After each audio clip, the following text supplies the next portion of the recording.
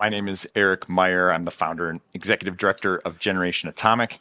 And thank you for joining us today in this discussion of nuclear advocacy at the climate talks, past, present, future. Today, we will be thinking back to some memories from previous COPs, some lows, some highs, some lessons learned. Also be examining different trends in communication, trends in technology, and the interplay between them. We'll have a lively discussion and some fantastic panelists with us, which I will introduce now. So starting on the end there, a good friend of mine, Mr. Ryan Pickering, who started in the solar industry and recently made his way to nuclear. Ryan, if you could fill in a few more gaps for our friends. My name is Ryan Pickering from California, United States, and it's a dream to be here. I thought I'd be here representing solar energy, and here I am, 14 years into my exploration of energy representing nuclear. And I'm so grateful for this opportunity and for all the people in this movement who have taught me so much. Ryan, I know you're a little bit newer to this movement, but I'm guessing you've also experienced a few lows and on the flip side, perhaps some highs. You have some stories you'd like to share? Yeah, well, don't let the suit fool you.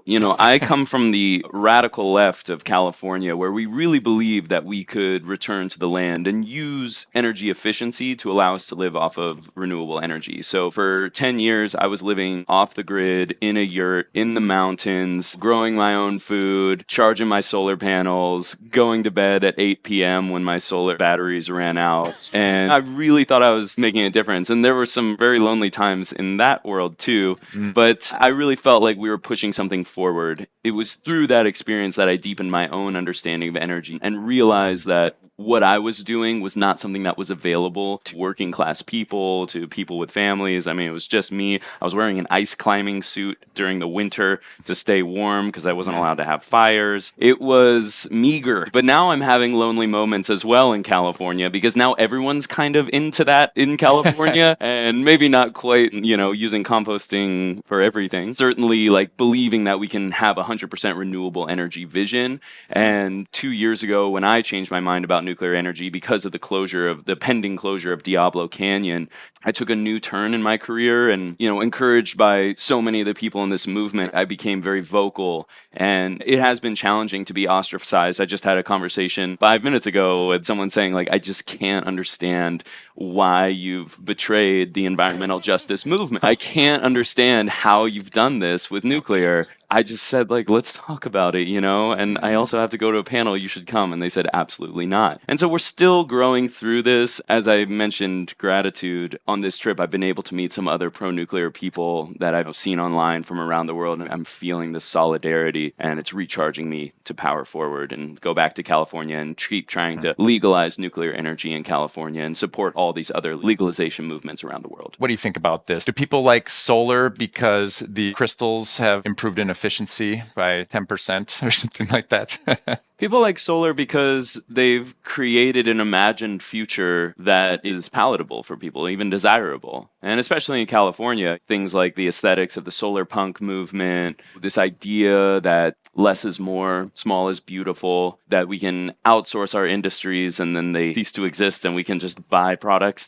There's some California industry left. But, I'm really lucky because I got involved in the Save Diablo movement. That was my first foray into nuclear. And when we're talking about communications, I think that the Save Diablo movement was a real masterclass because it was the convergence of many groups led by Mothers for Nuclear who had this human-centered focus and talking about imagined futures, talking about future generations and like taking this parenting role at it, and also this kind of gender equity, feminist perspective, and also tapping into the local community, connecting with the local tribe in the area, and they had their perspectives about nuclear energy. And then, these Isabel Bemecki's group and Save Clean Energy kind of bringing these kind of curveballs, more pizzazz and gravitas, and then Generation Atomic and Stand Up for Nuclear all coming into the space to talk about it differently and to show up in person. It seems like renewables has benefited from a lot of social movements and that are akin to environmentalism. And nuclear doesn't show up in person very often. And this was a physical event that over 100 people attended outside of the courthouse. And when you get into the view of the public and you get the media taking pictures of you in public, that really changed the trajectory of Diablo Canyon. And I think it made an impact in the global nuclear energy movement. I see we have a question from the audience. I was just curious about those indigenous community perspectives, if you could elaborate on that. Well, I think I want to commend the nuclear movement for taking the time to research who are the indigenous people in these communities that nuclear power plants are located in. I don't think that's something that's happened in the past. I don't think that's something that we often look into as humans working on anything. And we were lucky to connect with Yaktichu Tichu Yaktilhini tribe of the San Luis Obispo region. And they came out, we extended an invitation to them, and we came to them saying, like, there's a lot of history here that we don't know, and we're open to learning more. And they sent some representatives to the rally, not to participate, but to kind of observe. And then an open dialogue since then. The leaders of our movement have met with them multiple times. And this has really helped us understand kind of the timelines we're really talking about. We're so focused on like building nuclear, saving nuclear, powering the grid today. I've been so inspired by the tribe, and there's a book being written about Diablo Canyon, and the tribe is playing a very prominent role in that book. And they've lived on that land for 10,000 years. It was stolen from them. A nuclear power plant was placed there, and they've had to deal with the ramifications of all this. And what's interesting is that the tribe helped build the plant 50 years ago, and there's an indigenous nuclear operator who works at the plant. And the tribe is split. Some support nuclear, some don't, just like our own communities. These debates are not insular. These debates are for everyone, and it takes a lot of patience and maybe a little bit of bravery to reach out to indigenous people. I think we have a responsibility, especially in places like the United States who have a complex colonial history. Thank you for saying that and bringing that question. That is something I think traditionally the industry has been afraid to engage with. And in the past few years, we've seen more support for putting forth solutions to historical injustices as part of solutions to the climate crisis here. I'm thinking there's a U.S. legislation called the ADVANCE Act, for example, that it has money for developing a new supply chain for LEU and high assay and low enriched uranium for advanced reactors, some regulatory reforms, and also funding to clean up some of these Superfund sites that, in the Wild West days of let's get as much uranium as possible, no matter how hard environment be damned, people be damned.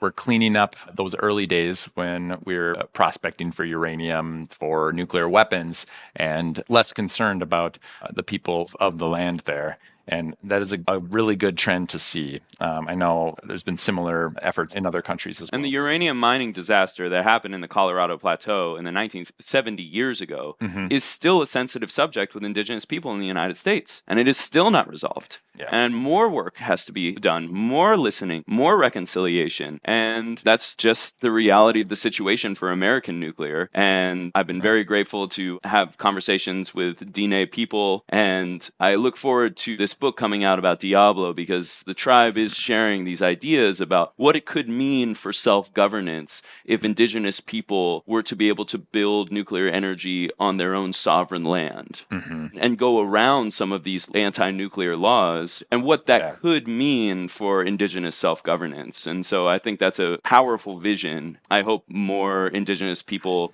will be able to hear about that and engage with that. I've seen a lot of just talking head panels, and I bet our audience has some amazing questions. So I'm going to go ahead and cross the rest of mine off and point to Johan.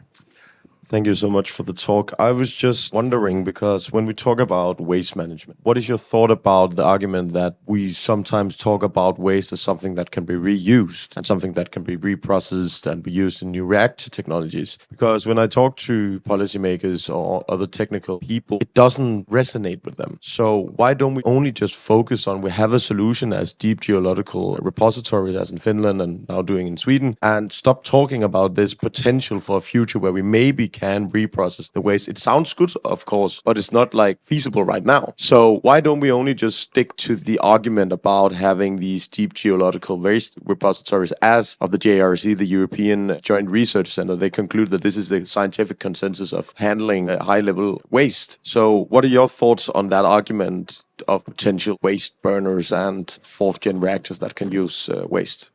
From an American perspective, we've just embarked on a new program called consent-based siting. I'm involved in it through my work with Mothers for Nuclear, who was selected for a grant. And it's a 12-year process to find, is there any communities out there who want this, who would want to host this? Because if someone says, hey, these people want it, how can you argue with that? And this buys us some time, hundreds of years perhaps, to find us all kinds of amazing recycling technologies because we know it's valuable.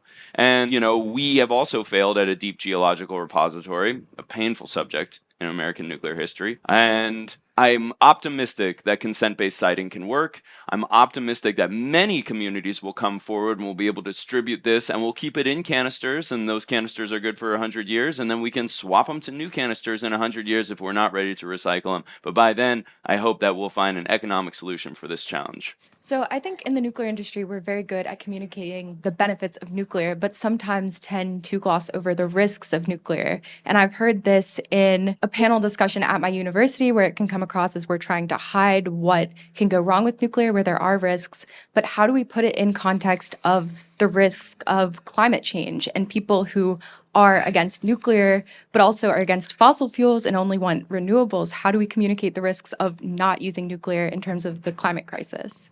I think we'll start with Ryan with this one. Sure. My feeling about it is that these risk-based assessments are becoming quite popular in the United States, in which we're saying, let's look at these risks very honestly. Let's look at the risk of not using nuclear. I can understand how that's a cop-out, and my advice is beyond any information. It's about the way that we address people, and it must be conversational. It must be listened first and address it, because people will have very specific conceptions about this, and if we don't ask them what those are, then we just start yelling facts at them, and I think that's where we lack credibility. So I just try to be rooted and say, what's your perspective on nuclear energy, or what's your perspective on this challenge that you've brought up? And hopefully they can hint at some of the language that they want to talk about. And I think being brave and addressing the past is a powerful strategy, but also staying rooted, obviously, in the risk of not using nuclear energy, which we're all becoming more and more aware of. So I think maybe this is the right place I can ask my question. This time at COP, there were many people talking about fusion. And I just wanted to know, Atoms for Climate, Nuclear for Climate, do you also want that the fusion people, when they come to conference, they stay away from the normal fission nuclear people during conference? Because they are like so scared to death that the heritage of public acceptance and perception is so bad with fission. They just don't want to inherit this. Most of the people working in there are very supportive of American fission and understand that if American fission doesn't work out, as you said, Mirto, the conditions for fusion to exist will not be there when fusion is ready to compete for our business. Great. I think we are out of time. I'll go for the brief closing thoughts and remarks on our discussion. Ryan? I think I'll conclude where I started, which is a place of gratitude. This movement is built on 70 years of human innovation and progress and so much hard work. And we can brag about this and we can kind of puff our chests out right now because of the decades and generations of hard work that have gone into this industry and the people who are working in this industry right now who have made this technology no longer experimental. This is a proven climate-saving technology, and we can now point to that. And I think that's kind of why it's changing, is it doesn't feel experimental anymore. It feels kind of like the known, proven path. And I'll conclude with two challenges.